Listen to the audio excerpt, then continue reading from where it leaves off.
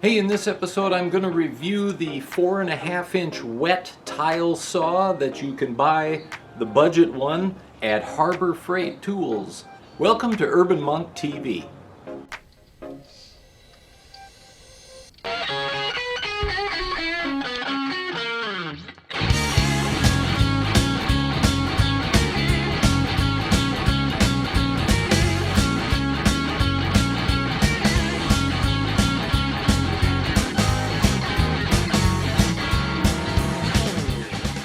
Okay, so I bought one of these things because I've got a little bit of a project with some porcelain tile and some marble. So some real stone or natural stone and some porcelain, kind of fake stone or faux stone. So I'll try both. What I'm doing is a simple project. My wife wanted me to reface or refresh the aesthetic of our fireplace, and so I'm just laying some porcelain stone that looks like a marble finish, and then so that's like a ceramic tile kind of, but they're big tiles, and then edging that with real marble. And so let's see what we get with this saw. Okay, so you see these saws on the Harbor Freight website or in their ads. Pretty affordable. I can't remember what I paid, but it was not a whole lot. I think maybe around $50, something like that. Don't quote me on that. But, you know, it has a guide, it has a blade, not a very large blade, and let me correct that. Diamond blades sold separately, so that's something to note when you're at the store. Pick up the blade too. It takes a 4.5-inch. They're sitting on a hook right above them on the store shelf. So let me get it out of the box. A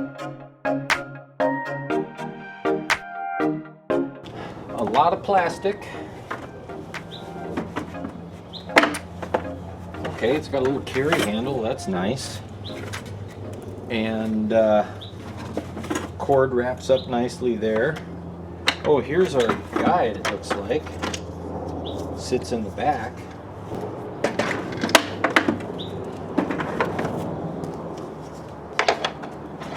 Aha. A little bit chintzy, but is there a front and back to this thing? No. Okay, so a guy can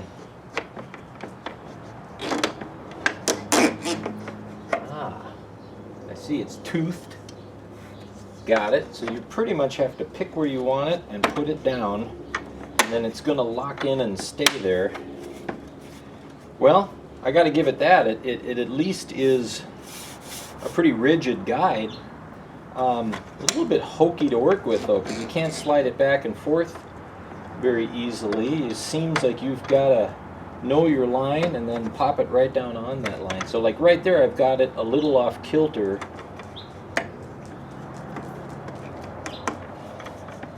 It's hard to notice, but there are these graduations here, front and back.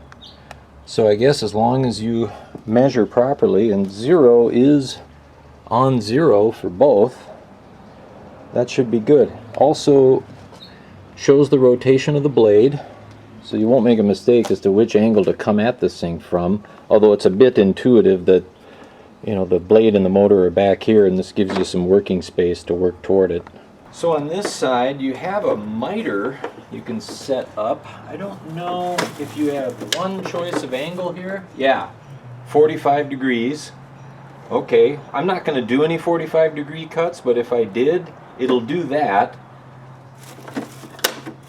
And then what else is in here? Tools.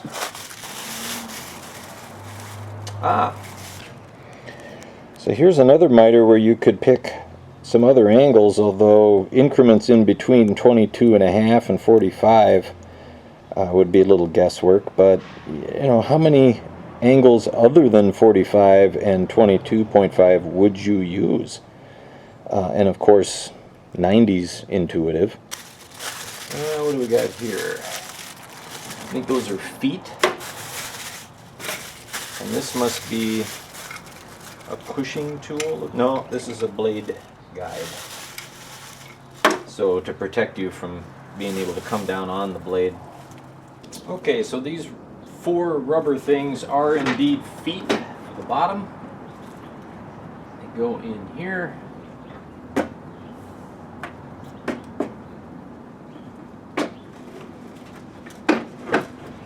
Remove these 3 screws that hold this tabletop down.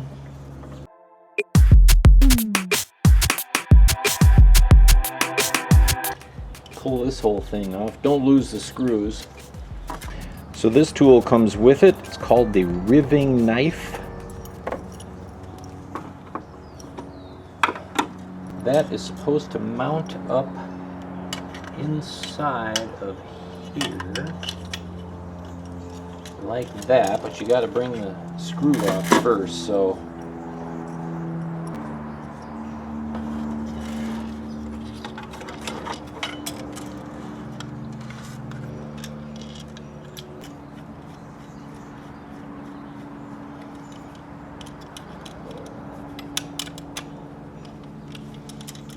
that's mounted. And then putting a blade on would be next. Okay, mount the blade, take this nut off. And then note the rotation on your blade and your table, which clearly states it rotates toward the front here. So this has got to go on this way. Okay, so make sure you line that up and get it snug. You don't want it off center, and then with this tool you can hold while you tighten. And it's not going to take much, just snug. This thing in and the blade in, I can bring this down, slots right here, and oh, it gets just in the front. And we'll put the 3 screws back in.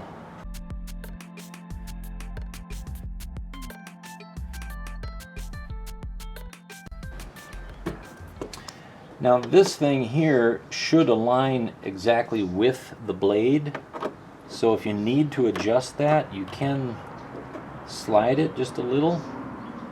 There is some adjustment to that. So be aware of that, because ultimately you want to get your tile to hit the blade in the right spot. Here's how I'm going to make sure I've actually got it lined up.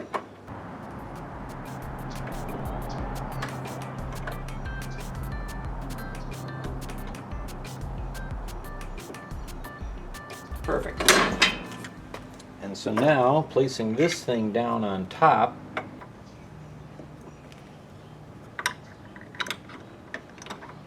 run that bolt through, washer, and just this finger nut.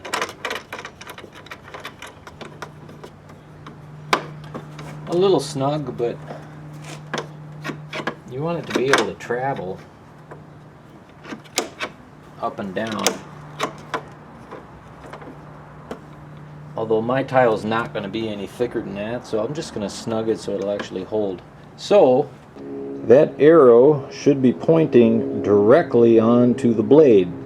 But be aware, this is an inexpensive tool. This is made of plastic, and there's a little play in this, and I've got everything snugged up, but it is possible to get that arrow offline with the blades. So, you know, this edge here is also directly on it, but it's a guide.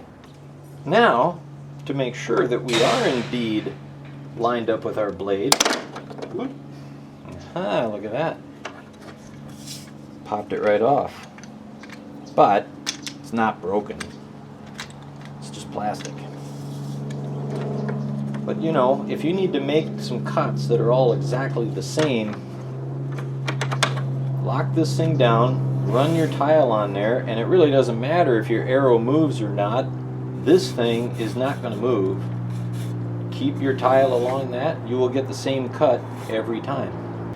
Now, That's if you want to do simple straight cuts. If you want to do 45s or 22.5s, then you put this on, put your tile in here, like if you're working with smaller ceramic tiles, and you can set this,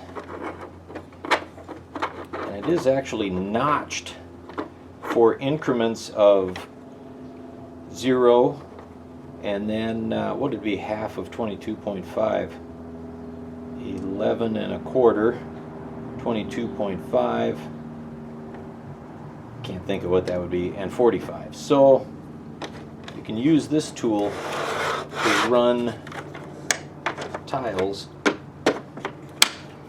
through the blade at different angles. I'm not going to be using this, but just know that it's available. And then you just fill it with water. This is a special concoction of water I made myself. It's 2 hydrogens and 1 oxygen.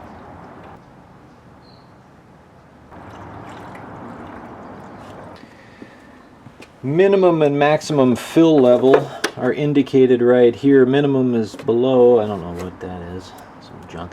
And then maximum is just this little cutout here, so I'm kind of halfway between the two. In theory, I think it would work dry. It's just going to make a tremendous mess. The water keeps the dust controlled. Okay, power switch is here. Let's just get a feel for how loud this thing is.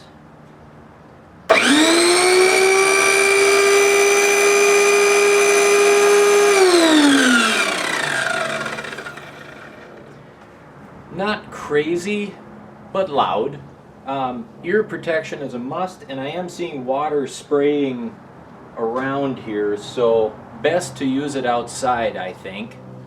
I'm going to go ahead and recommend wearing glasses, protective eyewear, and protective ear wear. So what are some general thoughts I have before I've actually run a piece of tile through it? Construction. It's an inexpensive tool, but it seems to have all the necessary parts there to get the job done. I would not expect this tool to last a long time with repeated use, but I think it's certainly going to get through my project, and you know, a lot cheaper than hiring a professional to do the job. If I feel like I can plan the job and execute on that piece, then really all I need is the ability to cut tiles, and I'm in business. This gives me that for this job, and maybe for one more job, but maybe I'll never use it again. The other thing, plastic. A lot of plastic on this, but of course plastic doesn't rust. This is a wet tool, so probably an upside there. And then for the metal parts that I can see, I noticed that the flanged spindle pieces on the blade are aluminum, so there can be some corrosion with wetness on aluminum, but it's not going to rust. And the nut did appear to be stainless steel to me, just eyeballing it there. But, you know, that's it. Everything else is plastic, so not a bad idea. Construction, again, it's not the most robust thing in the world, but I think it will hold a piece of tile in a straight line as it goes across the blade. We'll find out soon enough. And it's going to cut it. So there's my thoughts on construction. So here's the piece that I'm going to be cutting. I'm going to be cutting quite a few of these. Most of what I'm working with is large tiles like this. And you know, what I need to cut here is something that's a little over 20 inches long. I'm actually going for 20 3/8 inches. Obviously, this table is so small that I can't extend that rip guide out to the length of the piece I want to keep, but I can adjust it to the length of the piece I want to discard. That's one thing about the small size of this table is it makes the math a little bit trickier, but not impossible. Just know that you're really working with the smaller edge, and in my case that's the piece I'm not keeping. So in a sense, perhaps a little bit more complicated. And then of course the other thing to consider here is the thickness of my blade. That's going to be removed. So that is zero .1 essentially, so 1/10 of an inch. You got to work that into your math. I'm doing this in standard measurements because Harbor Freight is a U.S. company, and so you know, U.S. measurements, not metric. Okay, so on my particular tile, the piece I'm going to discard needs to be 3 1/8 inch. So that's going to be right here and right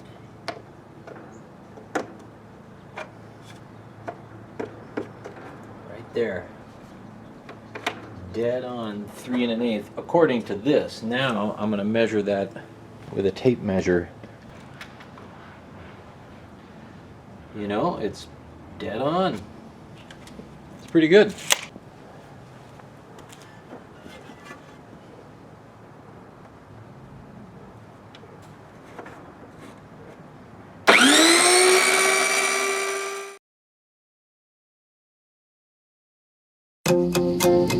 If you like motorcycles, custom builds, or just like a good story about a man's 3-year effort to build a tribute to his childhood teacher, get a copy of Creating Mr. Corton. In it, you'll learn how this man changed this man for the better. How this man took this and built this. How these guys became lifelong friends and enthusiasts of motorcycling and craftsmanship, and how the name Urban Monk originated. It's available from Amazon anywhere in the world that Amazon ships, in both paperback and ebook, or you can purchase through a link found on urbanmonktv.com. Get your copy of Creating Mr. Corton today.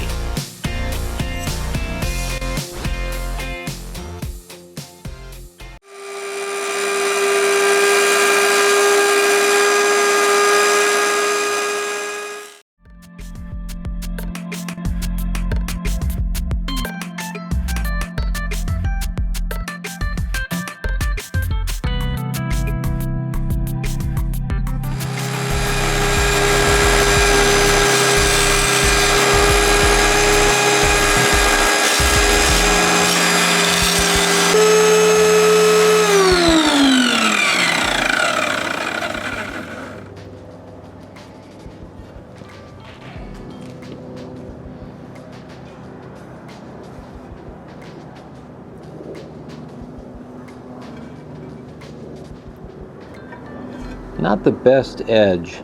Just so happens I need 2 pieces the exact same dimension, so I'm going to do a second one upside down, see if I get a better edge.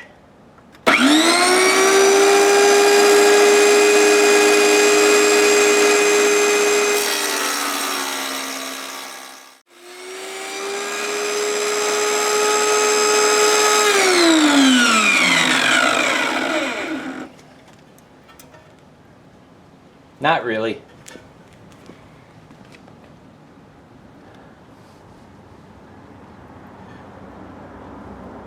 Same thing. So that doesn't really make any difference. I guess this is probably as good an edge with a porcelain tile that you can expect to get. So inevitably with any job like this, you need to do little freehand cuts, and where you're not using a guide and you're just taking the tiniest bit off and just eyeballing it. So I'm going to try that with this up so I can actually see the blade, but I don't know what kind of a mess I'm going to have on my hands. I'm standing out of the way. Yeah, that's kind of what I figured. So, you know, how does a guy take off the tiniest little corner here? I guess what I gotta do is bring that down and get my eye down here.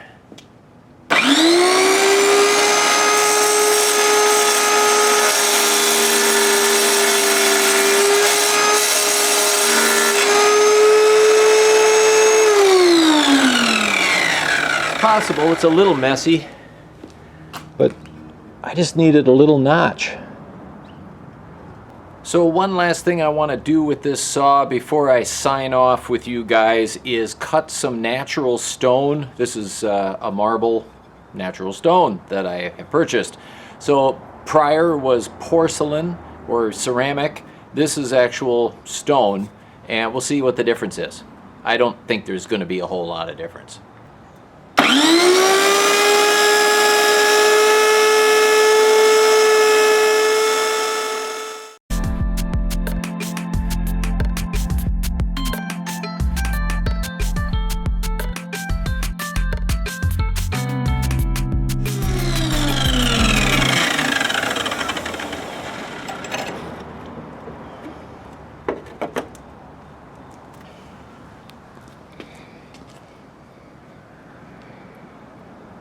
What I would say is it cuts a nicer edge with natural stone than it does with that porcelain, you know, which has essentially like a baked on finish like ceramic.